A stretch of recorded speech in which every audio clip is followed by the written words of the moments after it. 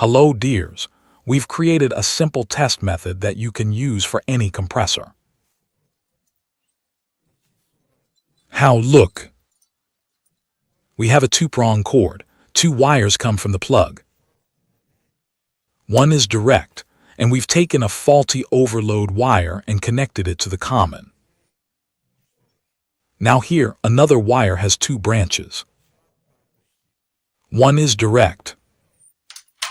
Look, this blue one goes directly to the running terminal. Right, now we need to press the start button for a moment and then release it. The wire we took from here, from the blue wire or from the running terminal, I brought it from a push-button doorbell switch, and I'm connecting it to the start terminal. Now, I'll hold my hand on this and plug the two-prong cord into the power, and immediately I'll remove my hand from it. You can perform the relay's function this way, and for any compressor of any size and with any terminal configuration, you can identify the terminals with an ohm meter and test it this way.